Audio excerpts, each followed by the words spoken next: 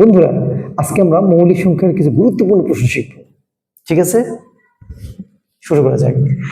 বলা হচ্ছে 1 থেকে 100 পর্যন্ত মোট কয়টা মৌলিক সংখ্যা আছে।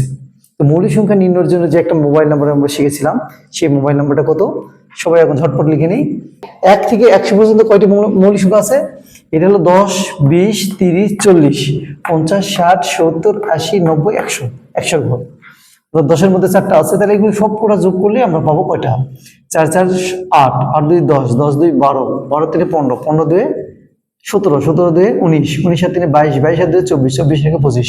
অর্থাৎ মোট উত্তর হচ্ছে কি, মোট 25টি মৌলিক সংখ্যা আছে। অতি দ্রুত আমরা পেয়ে গেলাম। এখন তারপরে বলছে 1 থেকে 30 পর্যন্ত, সেকেন্ড প্রশ্ন, 1 থেকে 30 পর্যন্ত কয়টি মৌলিক সংখ্যা আছে?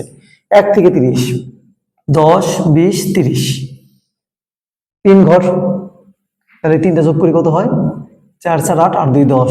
উত্তর কত হলো? এটা ছটফট লিখে নিই। উত্তর হলো 10। 2 নম্বর। 3 নম্বর প্রশ্ন বলছে 1 থেকে 50-এর মধ্যে মোট কয়টি মৌলিক সংখ্যা আছে? 10, 20, 30, 40, 50, এই কয়েকটার যোগফল। ঠিক আছে, দেখো তো 4 4 8, 8 2 10, 10 2 12, 12 3 15টি। উত্তর 15টি। এই যে দ্রুত গতিতে আমরা অ্যান্সার করতে পারবো পরীক্ষায় আসলে। তারপরে কি বলা হচ্ছে 4 নম্বরটা কি বলছে? 1 থেকে 40 পর্যন্ত কয়টি মৌলিক সংখ্যা আছে? 1 থেকে 40, না? হ্যাঁ, 1 থেকে 40 হলো এই 4টা। 10, 20, 30, 40 কয়টা আছে? 4 4 8, 8 2 10, 10 2 12। উত্তর হচ্ছে 12। তারপরে কি বলা হচ্ছে? 1 থেকে 90 পর্যন্ত কয়টি মৌলিক সংখ্যা আছে? 1 থেকে 90 মানে কি? এই লাস্ট থেকে এই পর্যন্ত সব, প্রথম 90 ওই ঘরটা বাদ। তাহলে আমরা জানি 1 থেকে 100 পর্যন্ত 25টা, তাহলে একটা শুধু বাদ। উত্তর লিখে নেব 24টা, তাই না? 25 থেকে এই একটা বাদ, সবগুলো আছে আমাদের, এই কারণটা বাদ দিলাম। উত্তর হচ্ছে 24টা।